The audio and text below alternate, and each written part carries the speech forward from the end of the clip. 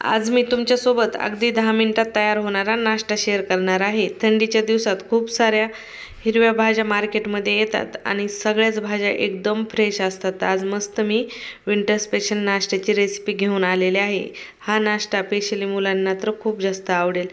नमस्कार मंडळी, मी वर्षा येवले माझ्या चॅनलवर तुमचं खूप मनापासून स्वागत करते। चला मग उशीर न करता आजच्या नाश्त्याला सुरू करूया। तर इथं मी 1 कप भरून पालक स्वच्छ धुवून कट करून घेतलेला आहे, अर्धा कप गाजर किसून घेतलेला आहे आणि अर्धा कप फुलगोबी किसून घेतलेले आहे। आता गाजर गोबी अगोदर धुवून घ्यायची आणि नंतरच किसून घ्यायची। तर आता इथं मी अर्धा चमचा घेतलेले आहे बडीशोप, अर्धा चमचा इथं मी घेतलेले आहे जिरे, सोबतच 1 चमचा मी इथं घेतलेला आहे धने, सोबतच इथं मी घेतलेले आहेत 5-6 काळे मिरे। तर आता या सर्व जिन्नस छान आपल्याला उकळामध्ये कुटून घ्यायचे आहेत। एकदम स्मूथ पावडर नाही करायची, थोडीशी आपटधोबडच आपल्याला याची पावडर कुटून घ्यायची। तर तुमच्याकडे उकळ नसेल तर मिक्सरमध्ये फिरून घेतलं तरी चालेल। तुम्ही पाहू शकता कशा पद्धतीने मी कुटून घेतलेलं आहे। तर आता आपण रेसिपीच्या पुढच्या पार्टवर चलूया। तर पुढची प्रोसेस पाहून घेऊ। तर आता कट करून घेतलेल्या भाज्या एका भांड्यामध्ये सर्व एकत्र काढून घ्यायच्या आहेत। तर इथं सर्व भाज्या मी काढून घेतलेल्या आहेत। आता इथं मी घेतले आहे अर्धा इंच अद्रक किसून, 5-6 लसणाच्या कळ्या बारीकसर कट करून आणि 2-3 मिरच्या ठेचून घेतलेल्या आहेत। सोबतच मी इथं जे आपण मिक्स पावडर तयार केली होती ना धण्या जिऱ्याची बडीशोपची, ती 2 चमचे घालून घ्यायची आहे आणि चवीनुसार मीठ टाकून घ्यायचं, थोडीशी हळद पावडर टाकायची आणि थोडीशी काहीतरी लाल मिरची पावडर टाकायची आणि थोडा गरम मसाला टाकून घ्यायचा आणि इथं अर्धा लिंबू पिळून घ्यायचं, 1 चमचा धना पावडर टाकून घ्यायची। तुमच्याकडे जर चाट मसाला असेल तर थोडासा चाट मसाला टाकला तरी चालेल। आणि आता मी इथं घेतलेलं आहे 1 वाटी बेसन पीठ, ते बेसन पीठ टाकून घ्यायचं आणि त्याच वाटीने अर्धा वाटी आपल्याला तांदळाचं पीठ टाकून घ्यायचं आहे। म्हणजे जो नाश्ता बनवत आहोत तो मस्त कुरकुरीत तयार होतो। तर आता आपण सर्व जिन्नस हाताने एकजीव करून घेणार आहोत।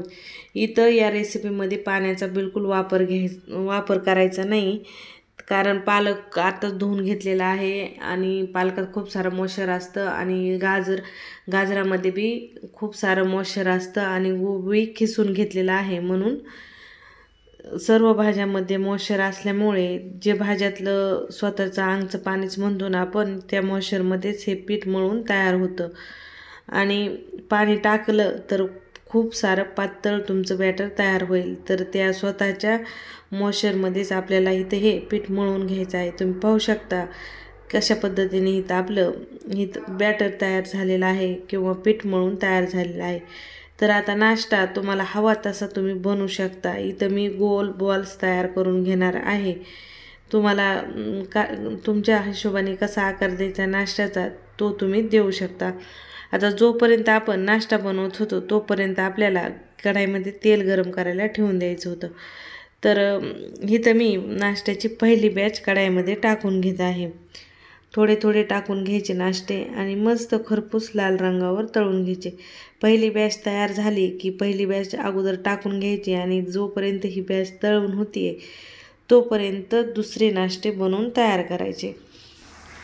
तर तुम्ही पाहू शकता मस्त आपला नाश्ता इथं तळून तयार झालेला आहे। कलर टेक्स्चर किती भारी आलेला आहे, मस्त दिसता सुंदर दिसत आहे। तर खायला तर एकच नंबर बनवून तयार होतो। नक्की तुम्ही तुमच्या घरी ही रेसिपी ट्राय करा। आता या नाश्त्यासोबत खायला आपण ग्रीन चटणी बनवणार आहोत, म्हणजेच हिरवी चटणी, कोथिंबीरीची हिरवी चटणी या नाश्त्यासोबत खायला खूप भारी लागते। चला मग रेसिपी पाहून घेऊ। तर इथं 1 मूठ भरून मी स्वच्छ धुवून कोथिंबीर घेतलेली आहे, सोबतच इथं 10-15 पुदिन्याचे पानं घेतलेले आहेत आणि इथं मी 5-6 लसणाच्या पाकळ्या आणि अर्धा इंच अद्रक बारीक करून घेतलेले आहे। 2-3 हिरव्या मिरच्या टाकून घेत आहे आणि 2 चमचे इथं भुनी चणा डाळ टाकीत आहे आणि डाळ टाकून घेत आहे। तर आता आपण ह्याच्यामध्ये अर्धा चमचा साखर आणि चवीनुसार मीठ टाकणार आहोत। साखर टाकणं ऑप्शनल आहे, तुम्हाला हवी असेल तर टाका, नाही टाकली तर चालेल. तुम्हाला तिखट चटणी हवी असेल तर साखर नाही टाकली तरी चालेल.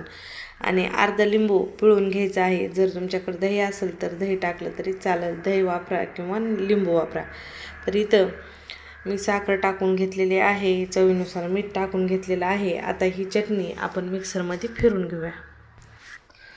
तर इथं मी चटणी मिक्सरमध्ये फिरून घेतलेली आहे आणि मस्त जो नाश्ता आहे तो मी दह्यासोबत आणि चटणीसोबत खाण्यासाठी तयार केलेला आहे. रेसिपी कशी वाटली कमेंटमध्ये सांगायला विसरू नका.